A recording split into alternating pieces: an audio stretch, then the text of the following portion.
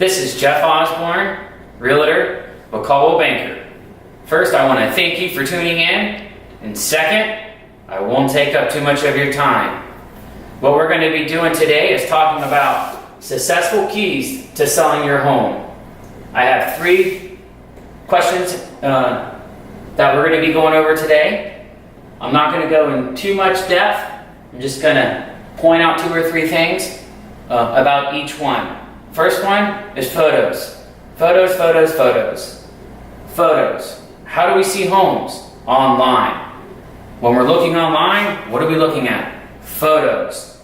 It's not like back in the day where the internet wasn't there and you had to drive and look at it with your eyes and see a crystal clear house and see everything that's good and see everything that's bad. 92% of buyers look online. 92%. That's huge. 92%.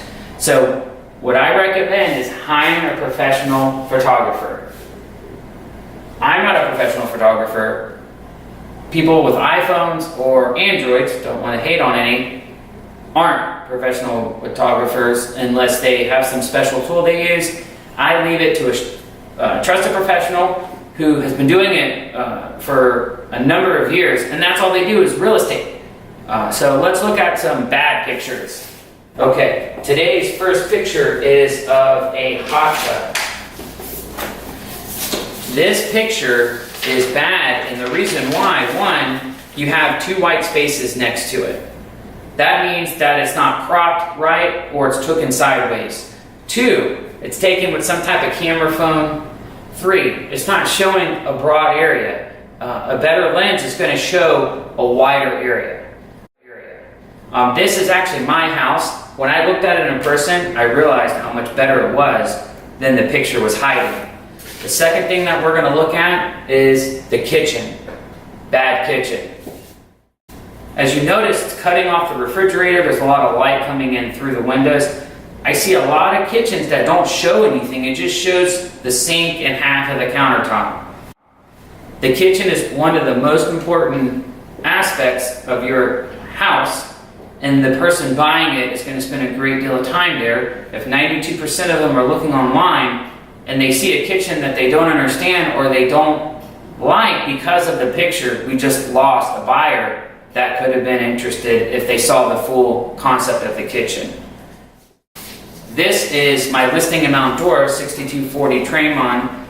If you're interested, this kitchen is a beautiful kitchen. New countertops, new appliances, all matching, backsplash. There's lights underneath the cabinets. There's lights above the cabinets. I have an amazing photographer, and he is very good at what he does. You can see that the color, the contrast looks amazing, okay? Another thing I want to talk about is drones. Why not take advantage of technology? Drones, huge. My photographer uses his drone, and there's a lot of listings that don't even have drone pictures. It's a very common thing. That says a huge. You can see who the neighbors are. You can see what's behind the house. You can see if the yard is missing grass, if there's cars or stuff that's in a neighbor's yard that you can't see until you get there. You can see if there's a store that backs up to it. So drone pictures show a great deal. Very, very important. This next drone picture shows straight down, which is another good aspect. It's always good to see around the house before you get there. Your time is the most invaluable thing that you have. I always preach that. So seeing the most out of the house is a huge aspect. So there is my comments on there. We're going to go over one more time. I did forget one. We have drones. Okay. Use a professional photographer. Bad picture, good picture. This last thing is called 360. 360 tour or panoramic. All my listings, for my clients, I want the max exposure. I do 360, I do drone. We want to make the house look as crisp as possible. Moving on to number 2. Why not to overprice your house? Why is it bad overpricing your house? The easiest answer to this question, and a lot of people want to overprice their house for whatever reason, is the market's only going to give you what it's worth. If you are $30, $20, $50, $100,000 over the market, it is not going to get a buyer unless someone doesn't care about it and falls in love, which is like 0.5%, if that. If it's overpriced by $30,000 or $40,000, let's say, you know what, you got lucky, you're that half of a percent, you got a buyer, now you're going to go to appraisal. The appraiser, the person buying the house, probably knows because his real estate agent said it's never going to get appraised. The lender's not going to give them the amount of money they need. Now you're in a situation where the appraisal comes back $20,000 than what the contract is on. Normally that's a FHA or a conventional loan. That's FHA is based on the purchase price and on the appraisal. Then you're going back to negotiating. Number two, homeowners tell me, I'm not in a hurry to sell. I feel my house is worth X amount of dollars. The longer your house sits online, that is not a good thing. That is a bad thing. Two questions pop into a buyer's mind. What's wrong with the house? How big of a discount can I get? It's been on there for 90 days. Oh, I'm going to get that house for cheap, cheap, cheap, cheap. You're the person selling it. You're like, I'm not going to get a discount. I want this amount of money. So time is your enemy. It stamps it and follows it. If you drop the price from $250,000 to $190,000, everybody's going to see that. You want to have that in mind, okay? You want to get the amount of money that you think it's worth, or that you have put in it. It really all boils down to the buyer, if the buyer's willing to pay extra for it. The most amusing thing that I get is Zillow says my house is worth X amount of dollars. Oh my God, I'm jumping up and down. You are more likely to see Bigfoot than a Zillow estimate being absolutely correct. That's all I got to say about that. Last but not least, almost done here. Why FSBO is not right for you. For sale by owner. FSBO. For sale by owner. That's what that means. Let's talk about who it's good for. Let's get that out of the way.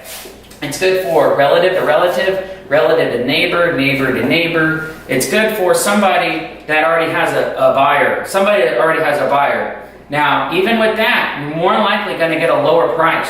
You're going to get $20,000 to $30,000 lower than what you could have got if you used an agent. Okay, so in 2016, that was last year, 2016, 89%, I'm just going to write an R, used a real estate agent, professional real estate agent. This is based off of the National Association of Realtors. The National Association of Realtors, which all real estate agents have to be a part of. Only 8% of the sales were for sale by owners. Those are facts. Those are true numbers. Only 8% successfully sold their house. Out of that 8%, 33% used yard signs, did open houses. There is 40%, I think, that were through a seller or a neighbor direct, but only 8%. Now, 92% try to sell their house on their own, and then becomes a listing with the real estate agent. I see this all the time. I'm going to talk about one thing before I go back to that, and this is a big deal. When you have a FSBO, it's not always someone trying to get the most, someone trying to do it on their own, someone, it could be that's the only option they have. There's people out there that know that there are issues with the house. They're scammers. They're selling it on their own because a licensed real estate agent will not sell their house because of the issues, because of mold, the plumbing, the amount of work that's needed. So they're going to wait until they get an uneducated buyer, until they get somebody that doesn't know what they're doing or doesn't have a realtor and will preach on, oh, we don't need no stinking realtor, they cost way too much. Well, that buyer is going to buy a house and realize they have so much work or so much repair needed. That is a percent out there that is for sale by owner. I don't see a lot of it, but I just read an article about it last week, so I wanted to make a point about it. When you're selling a house and you are for sale by owner, there's a lot of things a real estate agent does. You're going to need extra time to market your home, do all the work, meet and greet. Are you versed in the local markets, open houses? Do you know all the regulations and closings? The title company is also part of that, but you can't hand it to them and be wrong. They're going to send it back to you. The most important thing that I believe is, do you have a list of buyers ready to be your home? I spend a great deal amount of time prospecting, networking, finding buyers for properties that I'm going to have coming soon, or just buyers that I'm working with. That's a huge deal. Having someone already ready to buy your house, or knowing an agent that's looking in that area, that's a huge deal that a for sale by owner will never ever know. I think that the most important thing about hiring a real estate agent is the negotiations, the paperwork, and the contract. You don't want to sell something you're emotionally attached to. It's hard saying that you're not, because when you're selling your house, you put your blood, sweat, and tears on it. Selling an emotional object to somebody that's looking at it as business, the seller can get emotional about it. That for sale by owner, 2 weeks prior to closing, and say they want another 10 grand. Okay, well, you have a contract, try to take them to court. More than likely, it's not going to weigh out, and the judge is not going to tie that seller to sell you that house. It's going to get where the seller has to give you back your deposit, and then the seller gets to move on. I've seen that happen. When there's a listing agent and there's a buyer agent, that doesn't happen. And it's very difficult for that to happen. There's a lot of horror stories with for sale by owners, and I believe it's because of the emotional attachment. So there's my reasons. Please message me, or if you have any questions. Also, subscribe to my YouTube channel, like it, share it. I greatly appreciate it. We will go over more successful keys to selling your home and much more in the future. Again, this is Jeff Osborn, Realtor, here for all of your real estate needs.